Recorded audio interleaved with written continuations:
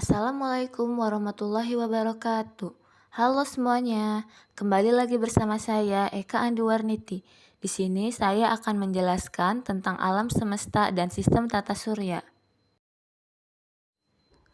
Sebelum kita memasuki materi, saya di sini akan menjelaskan apa itu alam semesta. Alam semesta merupakan ruang dan waktu di mana semua energi dan materi berpadu, rumah bagi bumi, tata surya, galaksi, dan benda langit lainnya. Setelah mengerti pengetahuan dari alam semesta, yuk kita pelajari bagaimana alam semesta bisa terbentuk.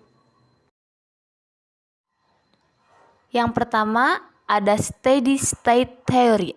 Teori ini menyatakan bahwa alam semesta dimanapun selalu sama. Alam semesta terjadi pada suatu saat tertentu yang telah lalu dan segala sesuatu di alam semesta selalu tetap sama. Dalam teori ini dinyatakan bahwa tiap-tiap galaksi terbentuk, tumbuh dan menjadi tua akhirnya mati. Yang kedua ada Big Bang Theory. Menurut Big Bang Theory, alam semesta terbentuk karena adanya ledakan galaksi yang maha dahsyat. Teori ini menyatakan bahwa adanya massa yang sangat besar dan mempunyai massa jenis yang sangat besar. Karena adanya reaksi itu, inti kemudian meledak dengan hebat. Massa tersebut mengembang dengan cepat menjauhi pusat ledakan. Yang selanjutnya adalah pengertian tentang tata surya.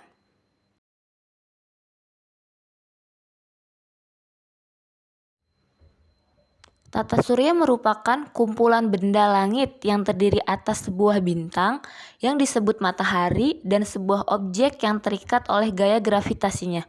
Objek-objek tersebut termasuk 8 buah planet yang sudah diketahui dengan orbit terbentuknya elips.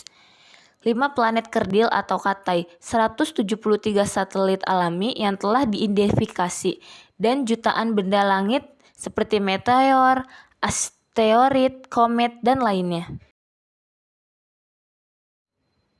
Selanjutnya ada bagian alam semesta dan tata surya. Adapun bagian alam semesta dan tata surya terbagi menjadi 8. Yang pertama itu ada galaksi, yang kedua matahari, yang ketiga bumi, yang keempat plateoid atau asteroid. Yang selanjutnya ada komet atau bintang berekor, lalu ada meteor, dan yang terakhir ada satelit. Penjelasan selanjutnya ada hipotesis kejadian bumi. Salah satu hipotesis utama tentang terbentuknya bumi adalah hipotesis nebula. Menurut hipotesis ini, bumi dan tata surya terbentuk sekitar 4,6 miliar tahun yang lalu dari awan, gas, dan debu yang disebut nebula. Gravitasi ini menyebabkan nebula ini mulai mengumpulkan materi di pusatnya, membentuk matahari. Sementara itu, materi yang tersisa mengelilingi matahari membentuk piringan protoplanet. Penjelasan yang selanjutnya itu susunan lapis bumi. Susunan lapis bumi ini terdiri dari 4. Yang pertama itu ada kerak bumi. Kerak bumi ini merupakan lapisan paling atas dan paling luar dari struktur bumi.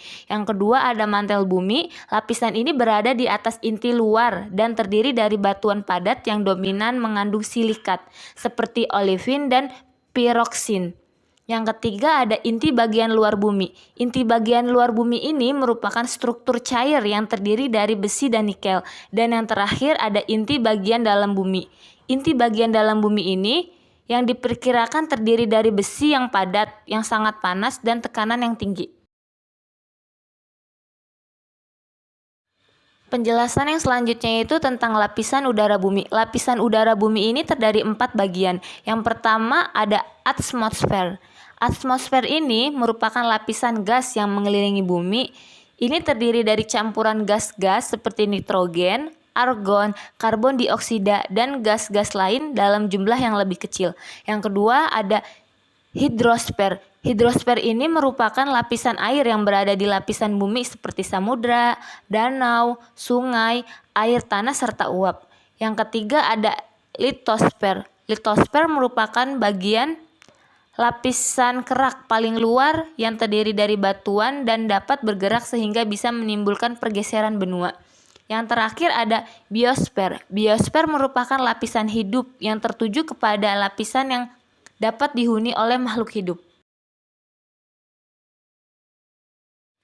Sekian penjelasan dari saya tentang alam semesta dan sistem tata surya. Terima kasih.